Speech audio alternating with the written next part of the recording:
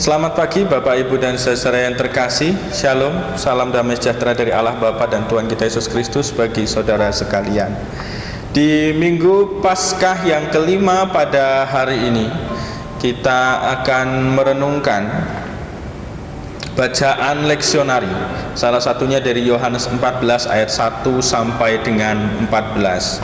Di Minggu 10 Mei 2020 kali ini kita akan merenungkan bacaan leksionari dari Yohanes 14 ayat 1 sampai dengan 14. Bapak, Ibu, dan saudara bisa membaca bersama-sama dengan keluarga di rumah. Jemaat yang terkasih, Yohanes 14 ayat 1 sampai 14 ini adalah salah satu teks yang jadi cukup populer bagi kita kalangan Kristen, khususnya jemaat Tuhan di mana-mana tempat. Karena apa? Karena ada 3 kata menarik yang seringkali kita pergumulkan dan seringkali menjadi pegangan iman kita dalam kehidupan perkembangan iman kita. 3 kata apa itu? Bapak Ibu bisa kita perhatikan di ayat yang ke-6. 3 kata itu Yesus berkata bahwa akulah jalan, kebenaran, dan hidup. Akulah jalan, kebenaran, dan hidup. Ini menjadi 3 kata sakti bagi umat Kristen dalam mempergumulkan imannya dan dalam mengembangkan dan mempertahankan identitas imannya. Akulah jalan, kebenaran, dan hidup. Dan ini menjadi penghiburan bagi para murid ketika itu. Ketika Yesus bilang, aku akan pergi dan akan menyiapkan jalan atau akan menyiapkan rumah yang ada di surga. Dan kalau tidak ada itu, tentu aku akan memberitakannya kepadamu. Ini menjadi kalimat atau kata penghiburan bagi para murid yang sebentar lagi ketika itu akan ditinggal. Dan dalam Minggu Paskah ini kita akan mempergumulkannya, merenungkannya. Akulah jalan, kebenaran, dan hidup. Apa maknanya? Tentu para teolog bisa menafsirkan atau mengartikan dengan banyak versi dan menurut versi mereka masing-masing. Para pendeta dalam mengkhotbahkannya juga bisa menafsirkannya menurut versi, menurut hikmat, menurut curahan Roh Kudus yang diterima oleh masing-masing para pengkhotbah. Dan pada hari ini kita akan coba merenungkannya dari versi yang berbeda dengan perenungan yang berbeda. Kiranya ini bisa semakin memperlengkapi pemahaman iman kita terkait akulah jalan, kebenaran, dan hidup. Yang bisa kita renungkan Bapak Ibu, yang pertama terkait jalan. Kita bisa merenungkannya, jalan ini adalah yang dimaksud Tuhan. Salah satunya adalah cara atau gaya hidup yang diteladankan oleh Tuhan Yesus. Cara atau gaya hidup yang diteladankan oleh Tuhan Yesus. Kita tahu ada pepatah bilang banyak jalan menuju Roma.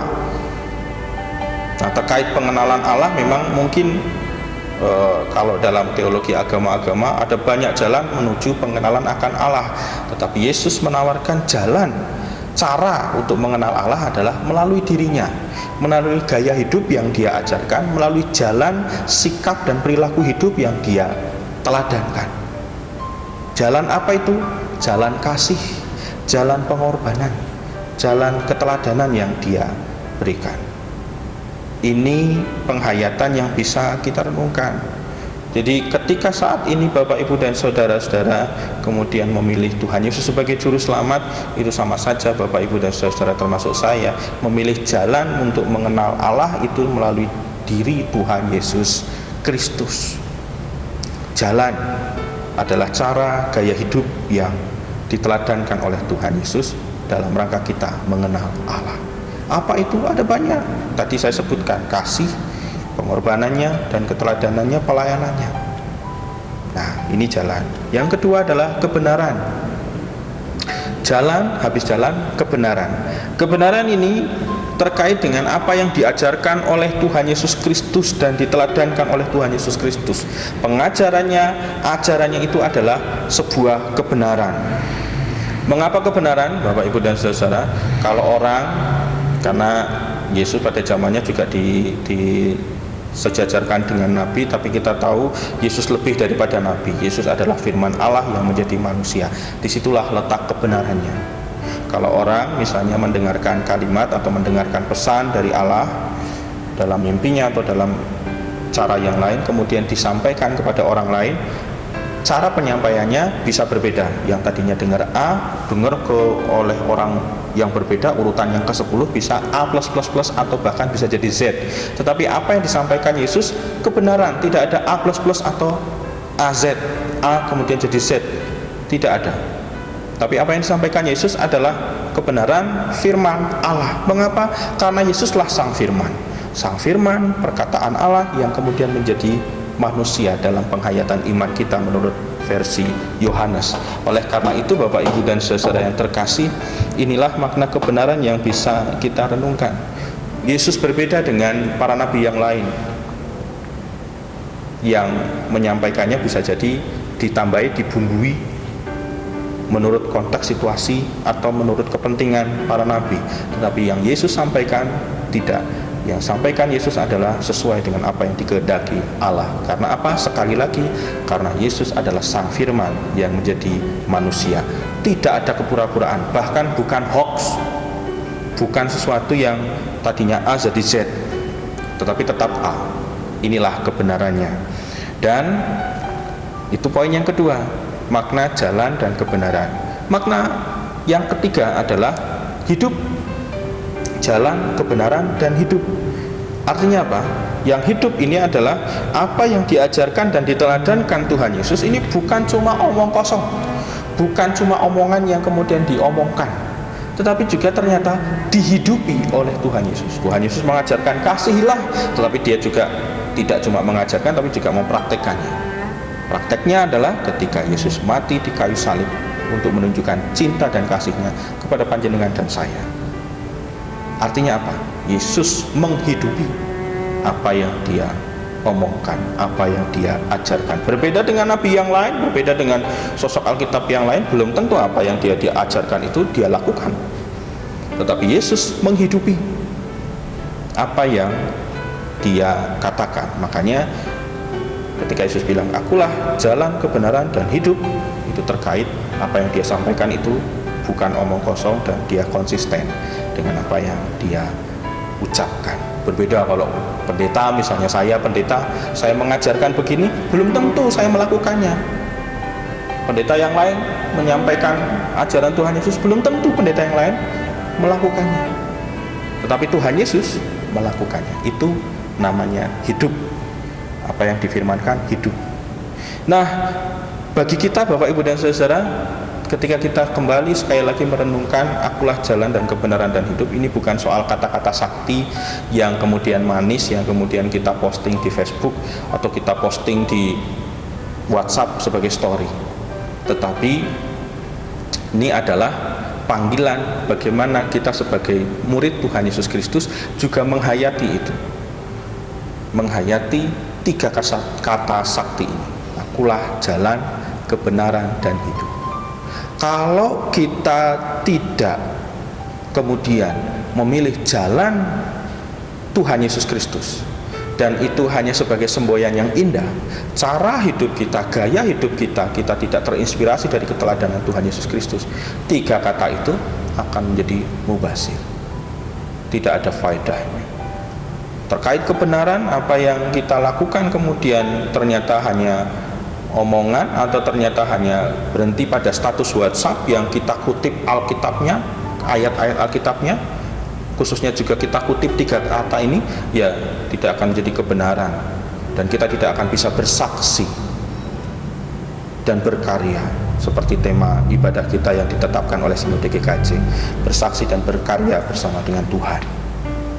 Dan bahkan kalau selama kita dikhotbahi kemudian kita menerima firman Tuhan kemudian tidak kita lakukan, ini juga bukan berarti kemudian hidup kita seturut dengan kehendak Tuhan. Malah kita tidak menghidupi apa yang kita terima. Kita hanya kemudian masuk telinga kanan, keluar telinga kiri. Karena apa? Ya itu kan dikhotbah, kalau di kehidupan sehari-hari ya susah Thomas Krisno. Maka tiga kata ini tidak akan jadi kata sakti, Tiga kata ini hanya kemudian berhenti pada slogan, berhenti pada status WhatsApp. Tidak ada hal yang istimewa. Dan ini tidak akan menjadi penghiburan bagi panjenengan dan saya. Ini tidak akan menjadi penguatan bagi panjenengan dan saya. Karena apa? Karena kita tidak memilih jalan hidup Tuhan Yesus, tingkah laku kita tidak ada kebenarannya sama sekali, dan kita tidak menghidupi apa yang diteladankan Tuhan Yesus. Dan kalau sudah demikian, yang ada kalau kita memiliki persoalan hidup, yang ada adalah kekecewaan, tidak ada penghiburan dan kekuatan. Kalau kita menghidupi tiga kata ini, maka persoalan hidup sebesar apapun kita kemudian dikuatkan. Dikuatkannya macam apa toh? Ketika kita menghidupi jalan hidup, gaya hidup Tuhan Yesus, kita kemudian berpikir, di tengah pandemi ini, misalnya pandemi COVID ini, maka mungkin memang berat, bisnis kita melorot, dagangan kita mungkin juga menurun tajam, pekerjaan kita mungkin juga menurun, dan kegiatan aktivitas kita sangat dibatasi. Mungkin ini menjadi tersiksa bagi sebagian orang, dan bagi sebagian orang yang lain memang ini menjadi mimpi buruk. Tetapi ketika kita menghidupi apa yang kita hayati tiga kata sakti ini, kita kemudian bisa terkuatkan dan terhibur. Apa yang saya alami belum ada apa-apanya. Tuhan Yesus jauh lebih menderita untuk saya. Maka penghiburan yang lain yang bisa kita hayati, apa yang saya alami ini adalah pengorbanan saya demi kesatuan bangsa Indonesia, demi melawan pandemi ini. Kesusahan yang saya alami, penderitaan yang saya alami karena PSBB misalnya di sebagian tempat, atau karena keterbatasan, pembatasan banyak hal di sebagian tempat, mari kita hayati. Ketika kita menghayati tiga kata ini adalah kita hayati ini adalah pengorbanan saya, dan pengorbanan saya ini belum ada apa-apanya kalau ini untuk kepentingan bersama. Pengorbanan saya ini belum ada apa-apanya dibanding penderitaan Tuhan Yesus Kristus di kayu salib. Nah, oleh karena itu pada hari ini di Minggu Paskah yang kelima, selamat menghayati tiga kata sakti ini. Tidak hanya sekedar tidak ada jalan lain menuju Tuhan Allah kecuali Tuhan Yesus melalui tiga kata sakti ini. Tidak hanya sekedar itu, tapi bagaimana kita menghidupi ini. Selamat hari Minggu, Tuhan Yesus memberkati. Kasih karunia Tuhan Allah Bapa dan Tuhan Yesus Kristus serta persekutuan Roh Kudus menyertai saudara sekalian. Amin.